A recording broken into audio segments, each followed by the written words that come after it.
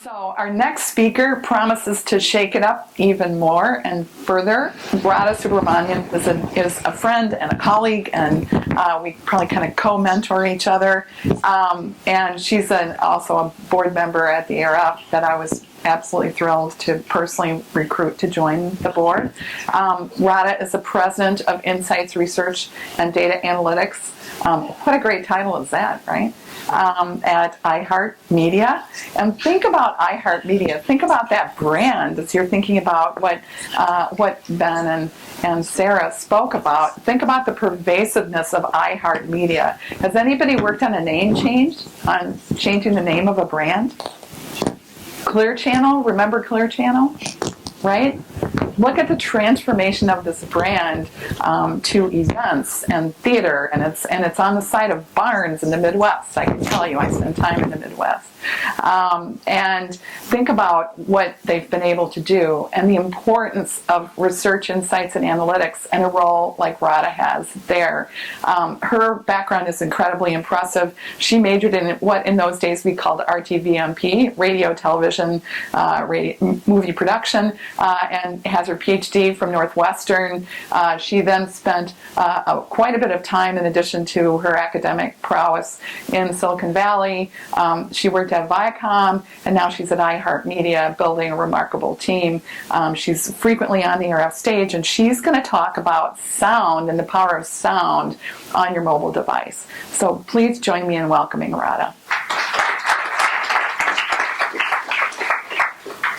Thank you, Gail. It's a good thing we're friends, because I'd miss her terribly if we weren't. But thank you for your leadership and everything you've done for the industry, for this team, and we will obviously all be staying in touch. So as Gail said, our job today is to be provocative, right? I'm going to stay away so you can totally tell me if I'm blocking the screen. It's to push the thinking of what mobile is and what mobile means. And if we just came here and told you how to make your mobile banner ads better and how to make that pre-roll a little bit better and how to measure that, that's kind of boring. And honestly, is not how the consumer is using mobile. So Sarah and Ben, I thought, were totally amazing and fabulous, and they talked about thinking about mobile as a brand channel, not a sales or direct channel.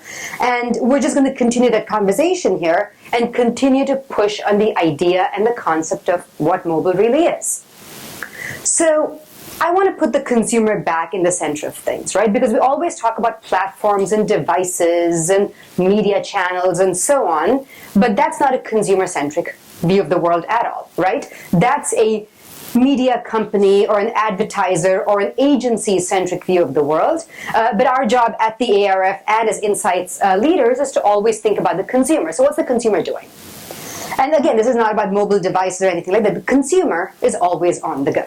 Right? The consumer is constantly moving. Consumers are spend 70% of waking hours outside the home. Right? Everyone works longer, everyone commutes longer, everyone's just out there in the world, and with reurbanization, other trends, people are also trying to spend time out of their home in other interesting and different ways, including co-working, co-living, and so on. And again, iHeart's probably the only company to be happy about this. People are spending 31% more time in their cars than they were 10 years ago. So think of all the traffic jams. Ewan's in town this week. I never want to see the inside of an Uber again. But you get the idea of how we're all out there all the time, commuting, working, traveling, living, and so on. So the consumer is always on the go. The consumer is always mobile. So lots and lots of innovation, right? Obviously, mobile phone, 200 plus million users, etc. But if you think of the dashboard, there's evolution there. You think of Pokemon Go. Facebook took 3.5 years to reach 50 million registered users. Pokemon Go took 19 days.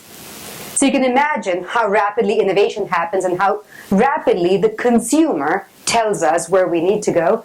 And I can never remember the figure, but it's either 80 billion or 80 million beacons all around and sensors and so on. So think about the data that's coming from that and what we can start to think about what mobile is. In other words, the mobile phone is by no means all of mobile. So any conversation around mobile phone that's really about optimizing this little screen out here misses the bulk of mobile. 80% of mobile usage is via Wi-Fi, right?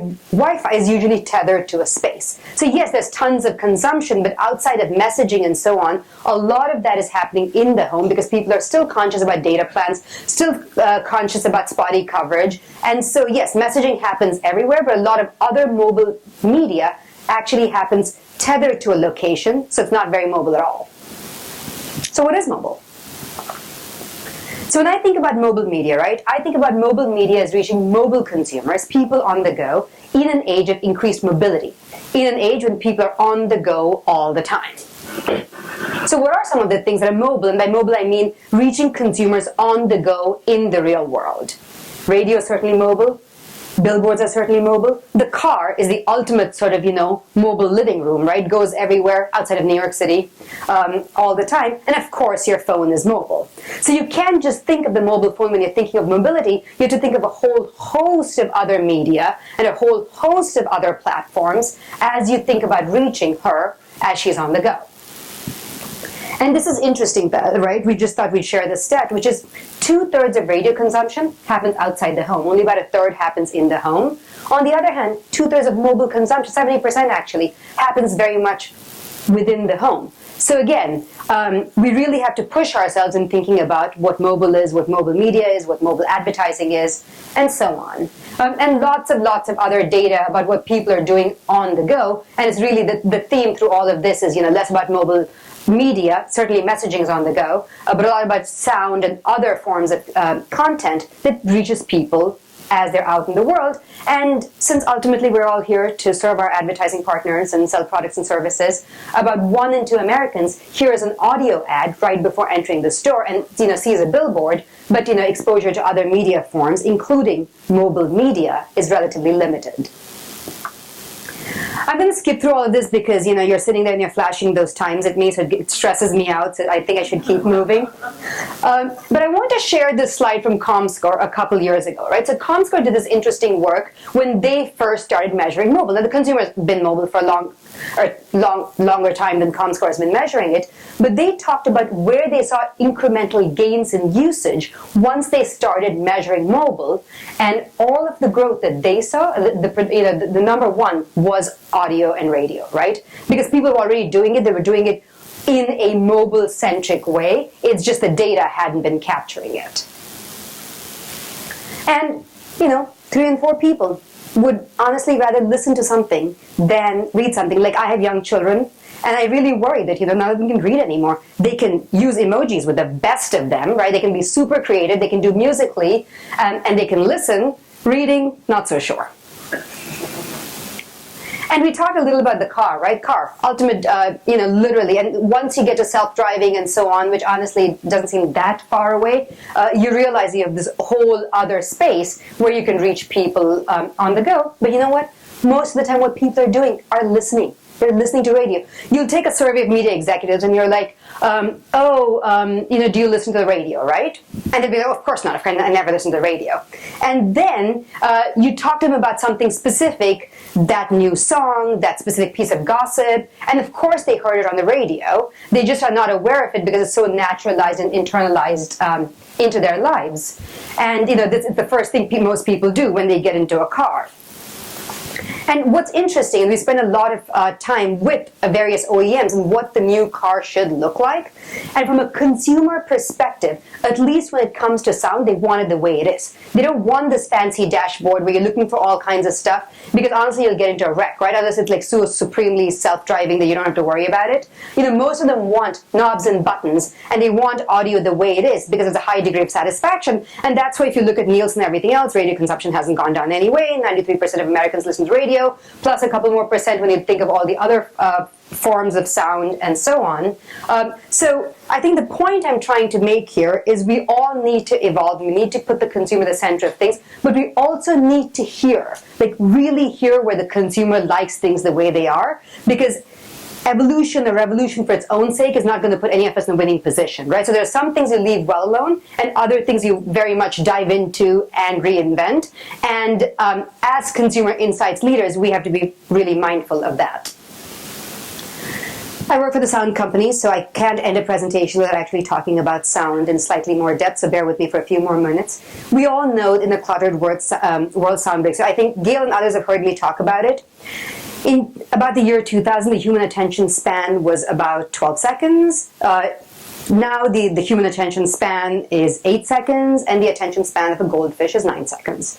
So most humans are less attentive than the goldfish actually is. So you've got to get through to them at some point, right? Because there are so many distractions. I can't remember the exact stat. Probably someone at the ARF would remember. There, the number of marketing messages a human being is bombarded with today is unreal. It's like beyond unreal, right? But you know what? They can't really turn their ears off, especially when they're stuck the earbuds in them. So you kind of have a captive audience. So to not think about sound is a missed opportunity. And I just had to show you a rotating brain because we spent some money inventing the rotating brain. But this is work that, let me get that going again, that Pranav, who's sitting there, and his company did for a while, where we essentially tested the same ads for TV and radio. It was actually bad radio advertising, to be quite honest, because a lot of people just take TV advertising and stick it on the radio. But in every single case, you found that sound broke through better than video, which is quite counterintuitive, right? All of us grew up saying sight, sound, motion, that's what breaks through. But what we're finding in the age of the second screen is people are like, oh yeah, action movie, and they go back to whatever they're doing. But when you're talking about the action movie and ending with the explosions and opens on Friday at the end, your memory encoding actually goes up. So a lot of interesting stats around how sound is breaking through. And this is some new research we also did with Pranav. He should just come work for us because we seem to be doing so much work with him. And this is about, and we can come back and share this at a future ARF event, but when you think about the different kinds of sound, right? Real world sounds, babies crying, cash registers, songs, ads, themes such as Star Wars, jingles themselves, they all have different and really critical roles to play in terms of the advertising strategy and in terms of the impact they have on the brain itself, whether they stick in your memory, engage your whole body and mind, or something else. And finally, this is some work we released with Publicis just a month or so ago, where you found that the #1 correlation with purchase and #1 impact on the purchase journey, I know it's surprising to many of you, were audio and out of home. But you know what? It makes sense because that's what people are exposed to last before they enter most stores. And a lot of shopping still happens in the physical world, not just in the e-com world. And you see very, very, very high relationships with consideration, decision-making, and ultimately purchase, far more than social, far more than video, and so on. So sound and radio is certainly a critical piece of any mobile strategy. And the question I ask all of you of brands always, whether you're making video, whether you're making radio, whether you're making some other form of audio, whether you're making emojis, is what is your sound strategy? How are you going to cut through in this cluttered world? How do you think about sound? Thank you.